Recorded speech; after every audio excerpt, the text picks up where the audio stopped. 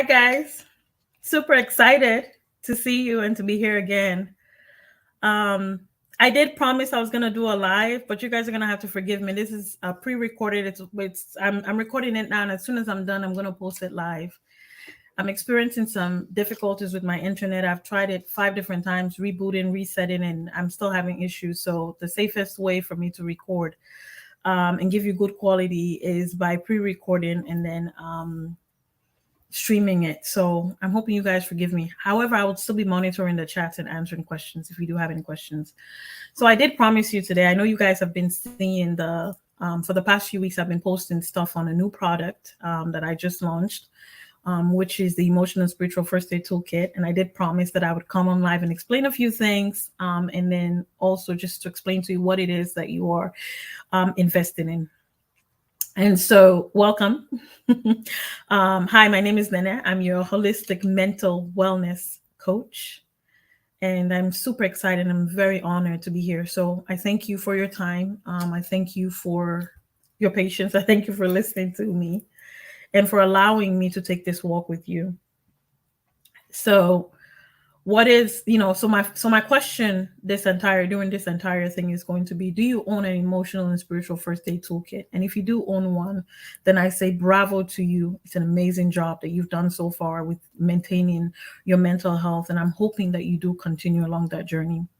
However, if you do not own an emotional and spiritual first aid toolkit and you're wondering what the heck that is because you haven't been following me or you haven't watched other videos that I've done, then I'm here to tell you a little bit about what an emotional and spiritual first aid toolkit is. Okay.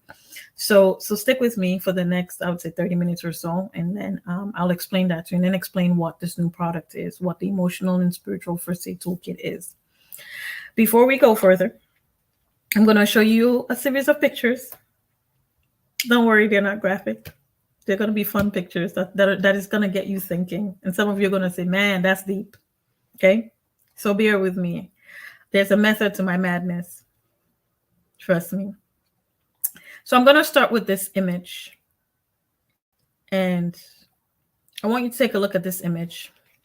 So you walk into your job, into this new job, right? You applied for this job, you got interviewed, you went through like 20 different interviews, went through 20 million different HR personnel. So you even spoke to the CEO of the company who's very excited to have you on. They're offering you this big bonus package and everything. And whether it's in IT, it's in HR, it's in sales and marketing, whether it's in the hospitality industry, whether you're working the front desk, it doesn't matter what you're doing as long as you're working. And your new boss HR walks you in and says, "This is your office.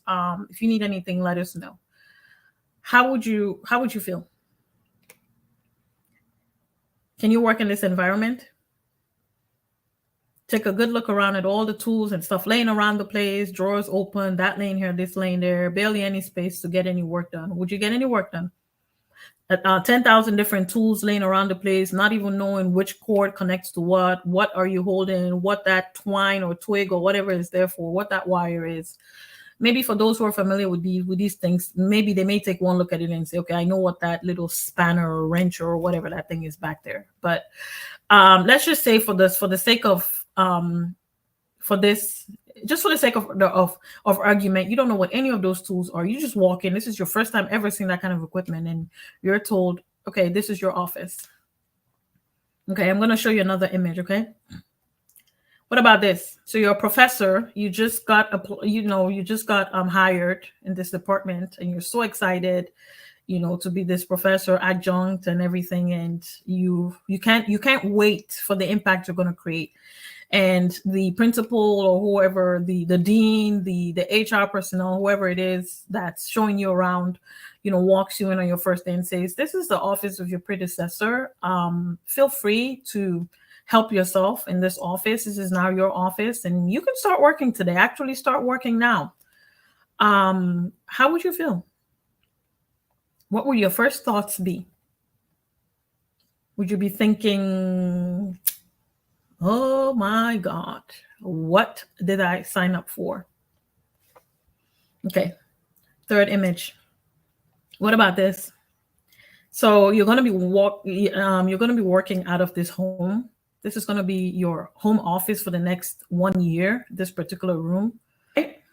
things seem to be, things seem to be where they're supposed to be. It's aesthetically pleasing. You know where to find stuff. There are the little throw pillows. If you get cold, your feet get cold, there's a little blanket there. There are books. You know where the books are. You know how nicely they're organized. I don't know if that's a magazine rack on the bottom of the table.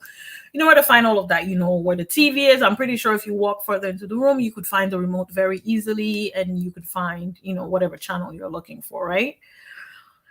The pictures are nicely hung on the wall. It just looks very pleasing. As much as it looks a little bit full, there's a lot of things there that are aesthetically pleasing to the eye. However, you can still find your way around, right? Compared to pictures 1 and 2.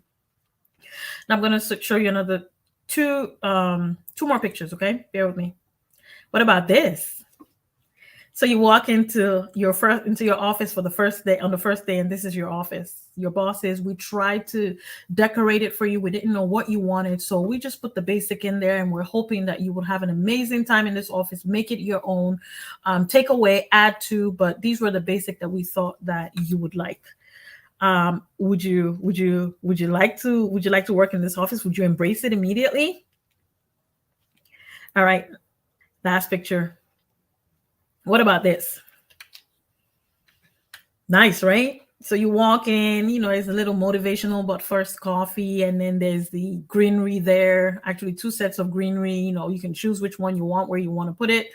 There are the folders, nicely put. I'm probably sure that they're nicely labeled. Your desk is clutter-free. You've got your basic lamp, clock, and your computer, correct?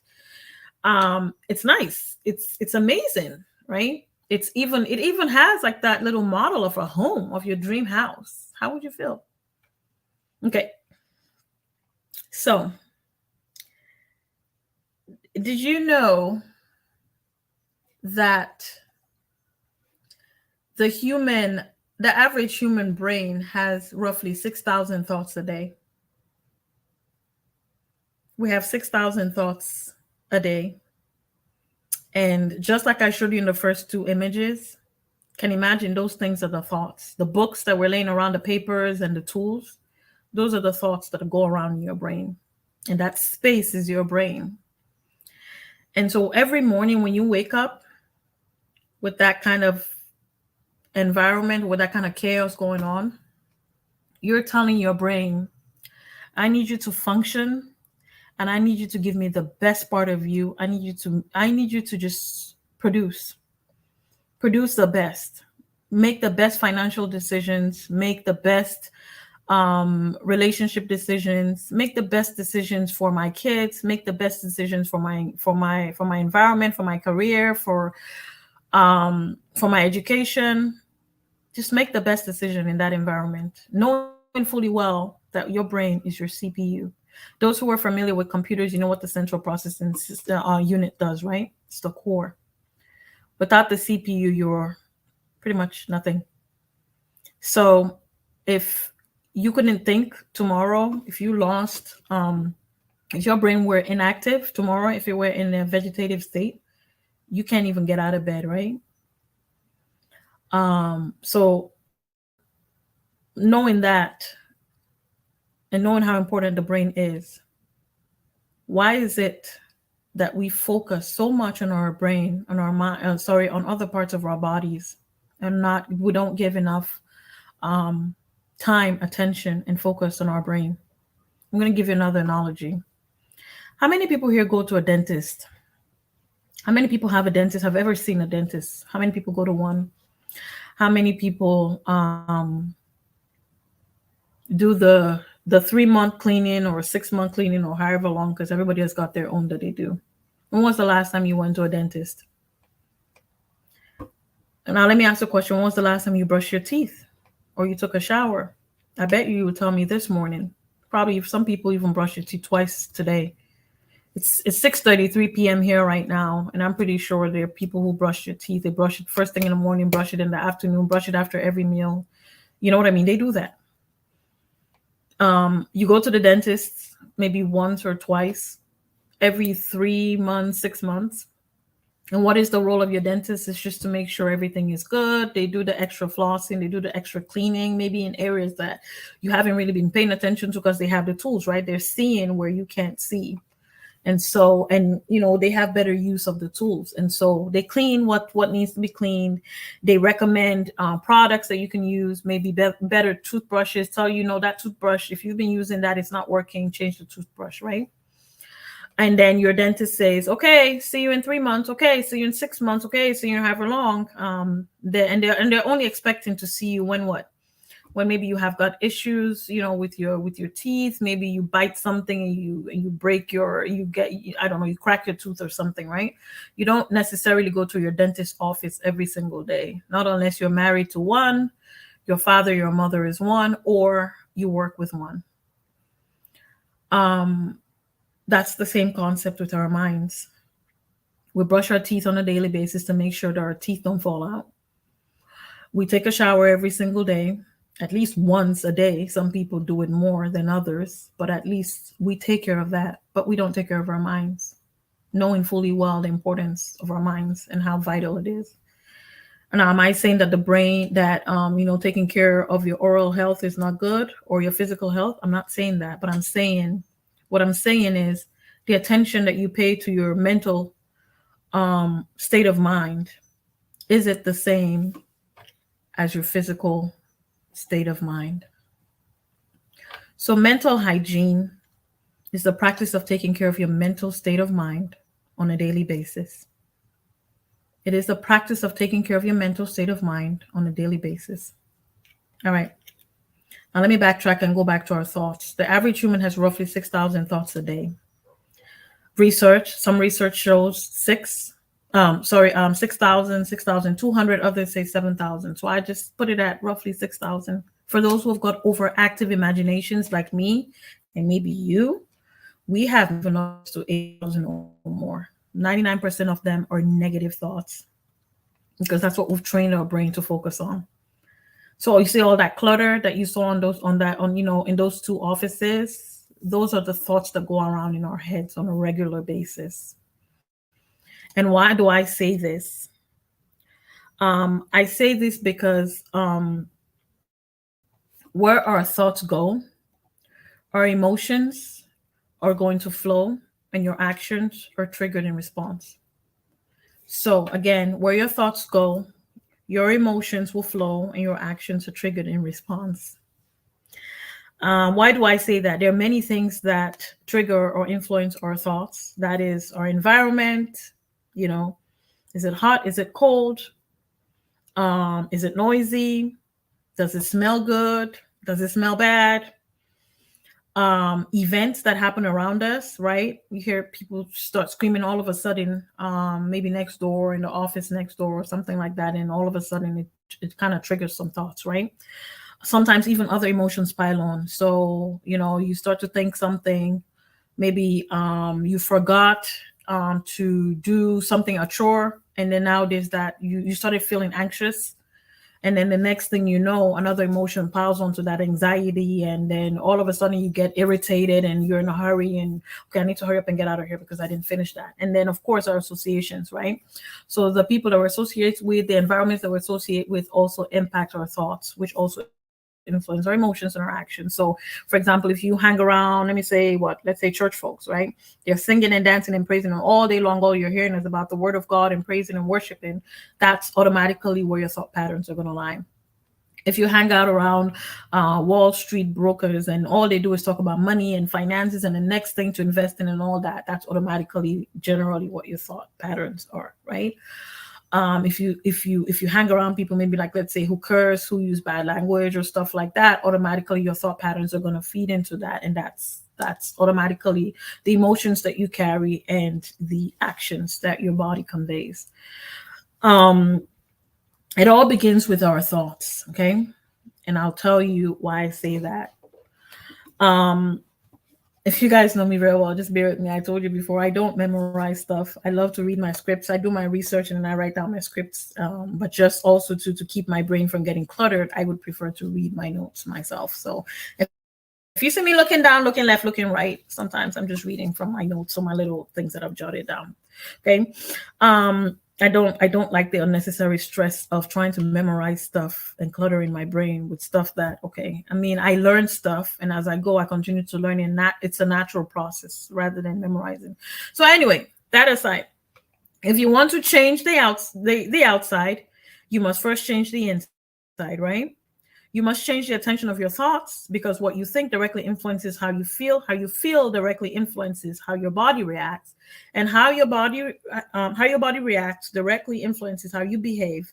How you behave comes to define who you are and what your experience in life is. So you see how many times sometimes, we go out, you do things, people who've never met you before, you behave a certain way, and automatically that's the experience of you, and that is what they see. And it's the same way, vice versa, right? So let that sink in for a second. And the reason why I say that is because our thoughts and our thoughts and our emotions, it's like a cycle. It goes round and round and round. You think you feel, you think you feel, you think you feel. It goes round and round and round. It's a never-ending cycle, right?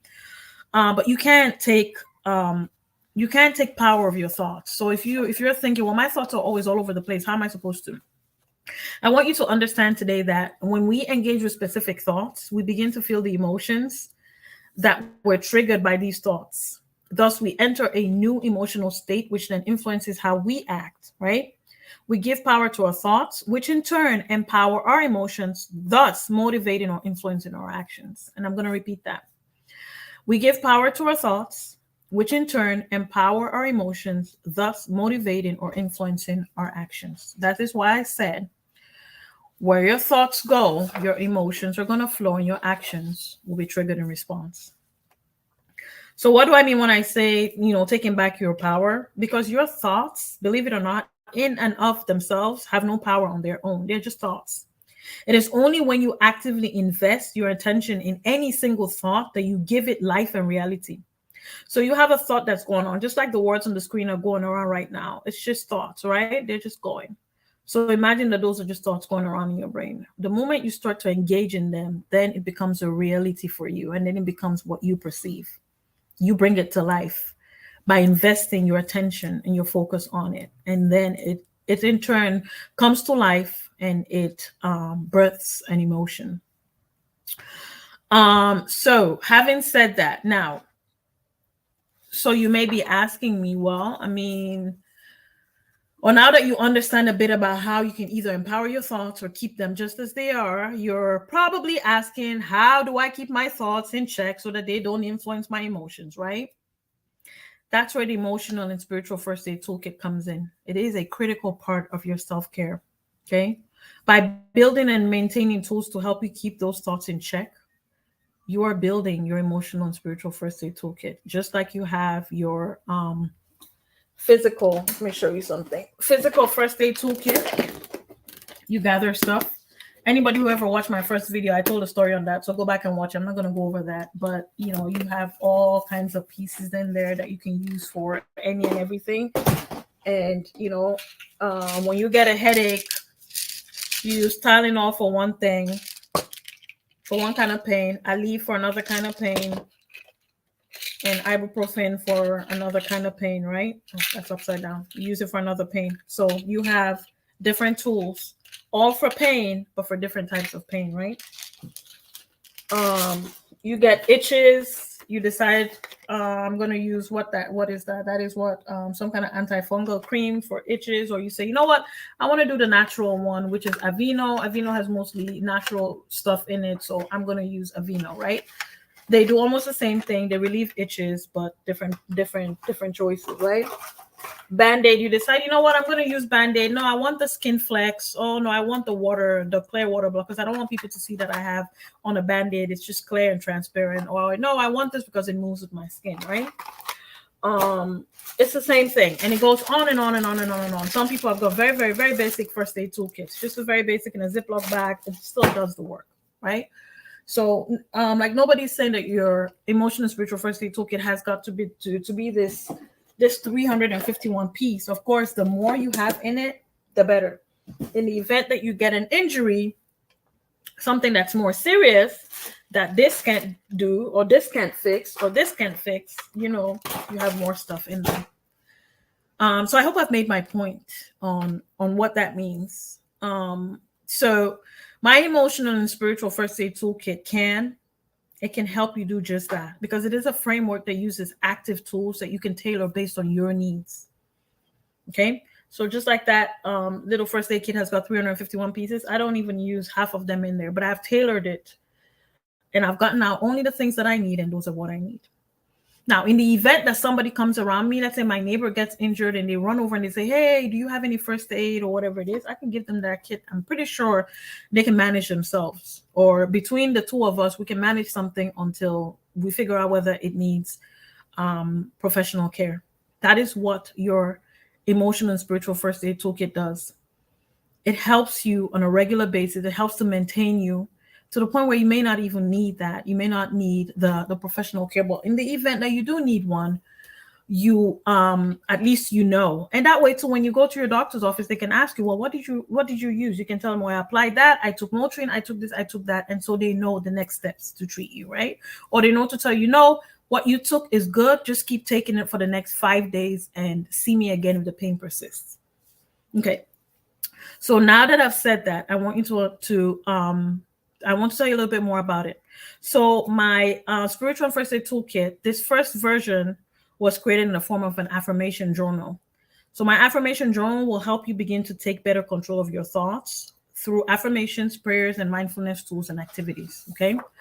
A lot of people journal for several different reasons. Some people journal, they have like most journals will encourage you to merely journal your thoughts, your appreciation. So thought journal, appreciation, your gratitude. Maybe at night they tell you, like journal, like your appreciation in the morning, and journal your gratitude at night. What were you grateful for today? Others tell you to journal your goals, your intentions for the day when you start your day. And, some people even keep prayer journals. I have all of those. However, there's rarely an attempt to do all of the following in one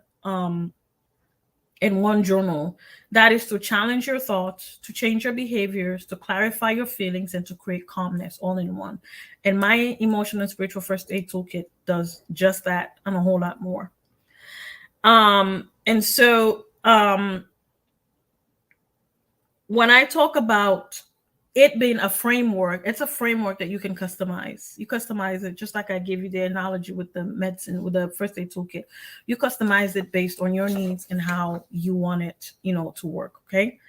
I'm going to show you some other things now, on the slide as we continue. So having said that, this is why you need an emotional and spiritual first aid toolkit, because all the things that we absorb on a regular basis, our brain can only take so much. And so we need to find a more proactive way, a useful way, to balance out our thoughts, to take control of our thoughts, whether it's through breathing exercise, whether it's through journaling.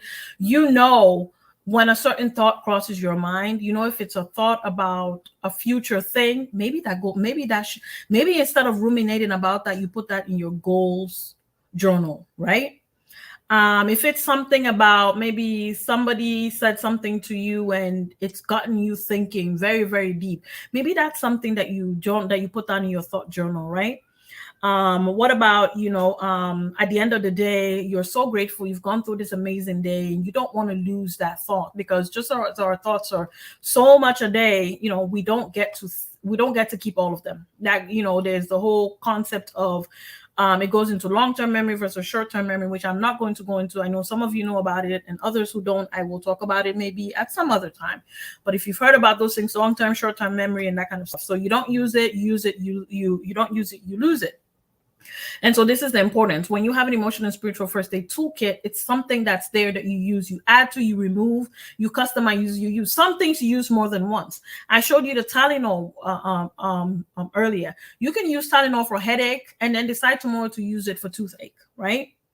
So you can use it for different things, but at least you've identified what it's there for and what you're supposed to use it for, so that when the time comes and you need it, you're not running to the emergency room. You already know what you need. Because of the clutter, that we carry around in our head, there's unnecessary chaos, unnecessary overwhelm. There's, excess of everything. We're frustrated. There's no space to think. We can't figure it out. And there is barely ever any time. Why? Because our brain is full of clutter. We can't think through all that clutter. Now, what am I saying about my emotional and spiritual first aid toolkit? When you click on the link that you've been seeing on my profiles. That will take you to my Etsy shop. For now, it's on Etsy because that is the platform that I am using for now. But as I go along, I plan to provide the emotional and spiritual first aid toolkit on other platforms, maybe like Facebook shop and maybe even my website page. But for now, it is on Etsy. You can purchase it on Etsy, and it is a digital download.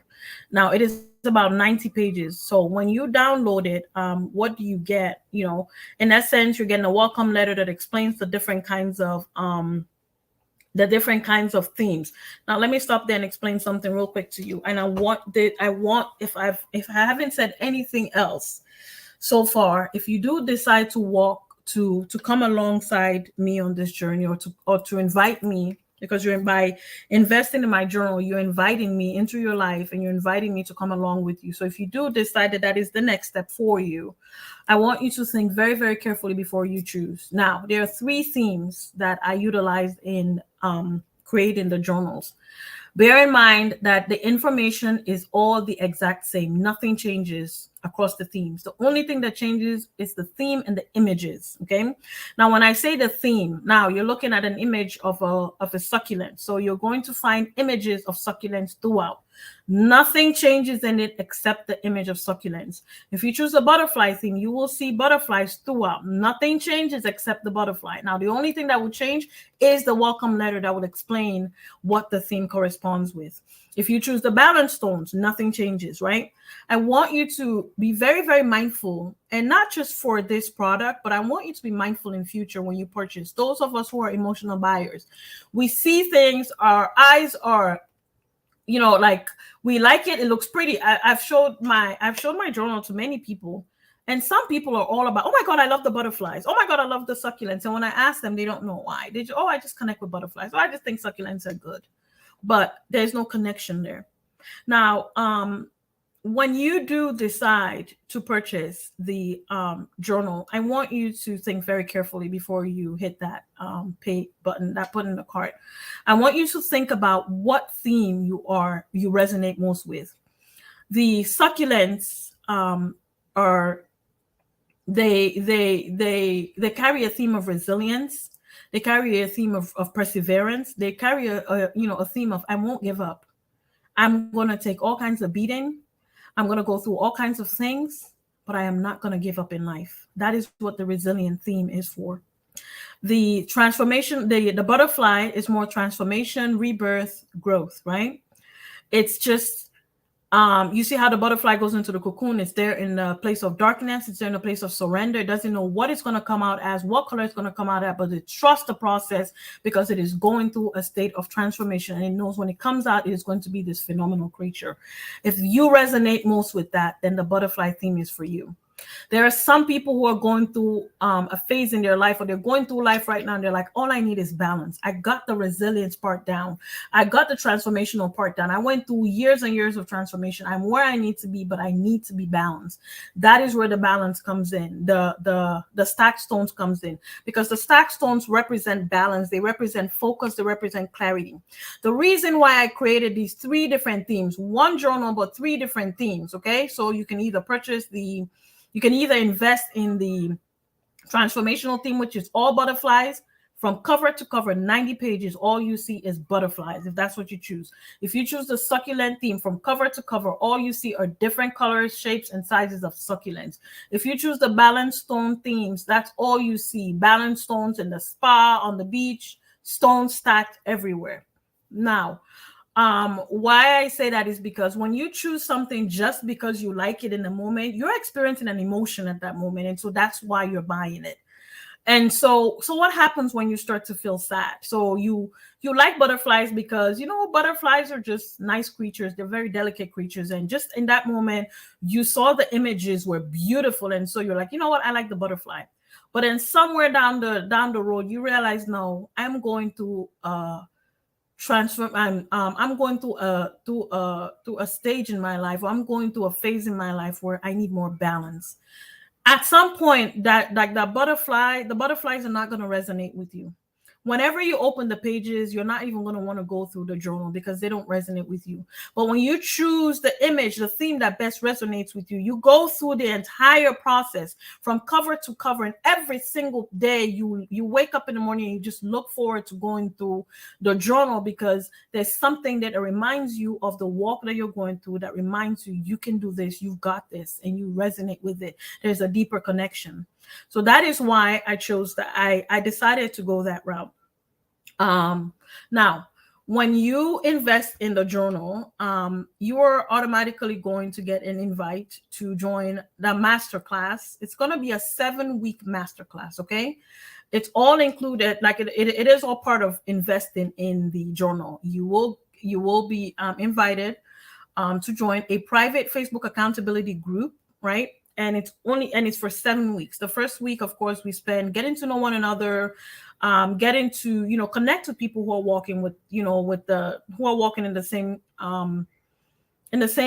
journey with us. And so we get to create accountability group, accountability partners, buddies, and stuff that we walk this journey along, because mental health is not supposed to be walked alone. Okay. And then what happens is in the remaining 6 weeks, I want you to pay attention to the tick marks. Okay. Now it's all part of the table of contents. We'll go deeper. So it's not just you taking a look at your big dream. We're going to go deeper. We're going to apply some techniques, some tools, really have some deep discussions about what your big dream is. How close are you to your big dream, and how far away from it are you? You're going to release your past, right? We go through that. That's another week. You go through your past. What do you need to let go of? What clutter do you need to let go of? Who do you need to forgive in order for you to move? What part of your past do you need to shed in order for you to transform into your future, right? Reclaiming your desires. What part of your desires do you want to reclaim? What are what are your plans? What do you really desire? When you close your eyes and you imagine yourself in the future, right? So we go into your future, we fast forward into your future, and you take this long, beautiful walk, and you just imagine yourself. And then you come back and you bring a piece of that with you. What do you imagine yourself doing, right? Next, we rate your life circle. So we go over 8 different areas of your life. And you can choose to remove some, because I am also aware that some people may be retired and may say, you know what, the career aspect doesn't work for me, but they can plug in something else. So you get to customize your life circle based on the things that matter to you and based on the areas that are significant in your life. And you rate your life circle. Okay. We go deeper into that. And then after that, you reset your intentions based on your life circle. And then finally, we use findings from your life circle to redefine your goals. So you start to create mini 30-day goals based on your findings from your life circle, okay? And what you have decided to work on to get you closer to your big dreams and your desires. Hopefully that makes sense. And I hope that you're excited. The class is going to start on April 20th. And I did that for a purpose. Today is March 20th. And I'm giving you 1 month so that when you invest in the journal, you have time to flip through the pages, get to really look at it and figure out, what questions you want to bring to the group. What do you really want to get out of this? So that way, when we meet, you're coming with all your questions, you're coming with all your concerns, and that way, we can really get down to the bottom of it. And so when you and that also gives time for people who may not be watching this this replay. They may not be watching it now. They may be watching it on April 15th or April 17th. And so that gives everybody an opportunity to start off together. Now, you may be wondering, well, what if I don't see this until June 20th? You can always watch the replay. And my goal, is to come alongside you as best as possible. So you can watch the replay, and then, where you need additional work or need additional assistance, I'm willing to work with you on that, and we can figure something out. I hope that has answered the question on that. That has answered, your questions. And now you understand, fully what the emotional and spiritual first aid toolkit is and what it is that you're getting yourself into. So here are some basic features of it. So there's going to be space to journal your thoughts and feelings. It's going to have a treasure chest of scriptures that address the daily psychological wounds that we incur. We're talking about the regret, the failure, the low self-esteem, the loneliness, and what have you. We have got scriptures that address that and suggestions for that. There's also prayers that you can utilize. There are affirmations. You're going to have a whole bunch of affirmations to work on. That is going to be the part 2. We're only going to work on part 1 together in the Facebook group, and then I leave you alone to do your part 2. That is where you can stay within the group if you want to, and we can, do some work on there, or you can decide to say, okay, I've gotten enough. I've prepared myself for part 2. I can handle part 2 on my own, or you're more than welcome to stay within the group and we continue life together. So you go through the affirmations. We have tons of affirmations in there. To get you started. There are going to be bonus videos that you will get access to bonus videos. The circle of life, as I mentioned, your 30 goal worksheet, the actual affirmation, journal, which is the emotional and spiritual. The whole thing is the emotional and spiritual first aid toolkit, but the part 2 really comes to the affirmation journal. That's where the affirmations reside in the part 2. It is 90 pages, as I mentioned, 90 pages of beautifulness from beginning to end. You have got a treasure chest there to get you started on taking care of your mental health and taking control of your thoughts, whether it's ruminative thoughts, whether it's just thoughts that go, haywire, whether it's anxiety, what have you. I will leave you with this. The Bible says that whatever is true, noble, right, pure, lovely, admirable, excellent, or praiseworthy, think about such things, as in Philippians 4:8. So some of the affirmations you will find are, my life is a gift. I'm mentally strong. I will not overreact to my problems. Right now, I am at peace. I deserve happiness, and a whole lot more. There are a whole lot more. It's probably over 20 affirmations there to get you started. And so I hope that has been an enlightening experience. I hope that you have gotten a lot of knowledge from that, some little tips and tricks there. And I'm sincerely hoping that you decide to take this journey with me.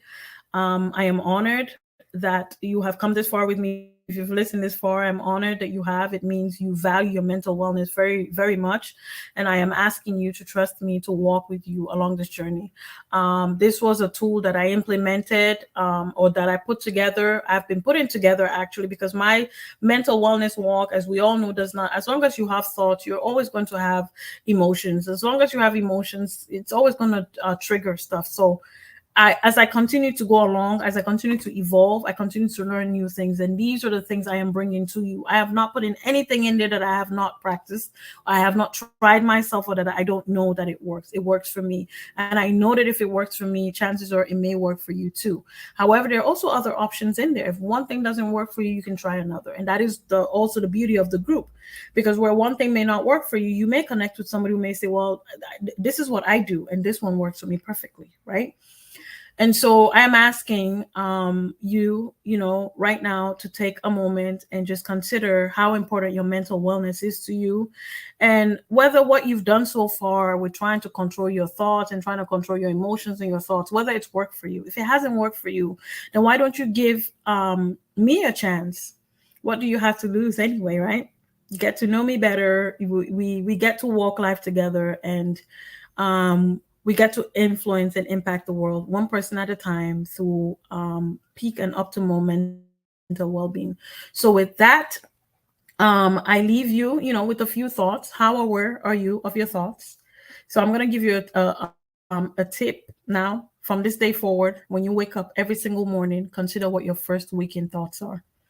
It doesn't have to be the very first thought, but when you wake up, try to get into a mindfulness state of mind and to consider your first waking thought. When I woke up this morning, my first waking thought was, what time is it? My second waking thought was, okay, I have to get ready to go to church.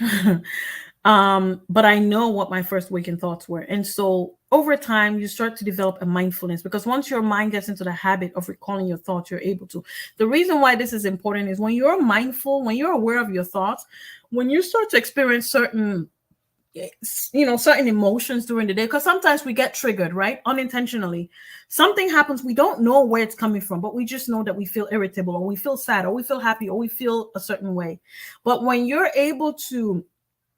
more aware of your thoughts, it puts you in a state of mind where you're able to backtrack and figure out, I remember this is exactly what I was thinking before this happened, or this person said this to me, and so it got me thinking this, and then now this is why I feel this way. So that's a beautiful tip for you. Every single morning when you wake up, I encourage you to consider what your first waking thoughts are, to write it down, journal it, and to take batches of time during the day to stop and think and become aware of your thoughts. And so that way you start to take control of your thoughts. You start to let your mind know, I'm involved in this, I'm taking care of this, and we're getting somewhere. So having said that, as I mentioned to you earlier, it all begins with your thoughts. It all begins with your thoughts, because where your thoughts go, your emotions flow, and your actions are triggered in response. And so I just want to say thank you. I want to pray over you right now. I want to ask that the peace of God will give you calm for the rest of this week. The grace of God will give you peace and calm for the rest of this week, and that you're able to make decisions, that are beneficial to you. Whether you decide to take this journey with me or not, I am still wishing you optimal peak mental health. Because when you take care of your mental health, you're not only taking care of yourself, you're taking care of your loved ones, you're taking care of your community, and you're taking care of your society. Because it all begins with us. Change begins within us. So having said that, I pray that the grace of God will cover you with peace, and that when you do make that decision, to take this journey with me, you make it with peace, and you make it with the enthusiasm, knowing that your life is about to be transformed in an amazing way. I am asking, that God will cover your mental thoughts, and the Holy Spirit will continue to bring to you that awareness of where your thoughts are going and what you're thinking about. And with that, I want to say thank you so much for listening to me, for walking this journey with me this far. And I say cheers to your mental health. May God bless you. And I hope to see you in my Facebook group soon. God bless you and thank you. Bye.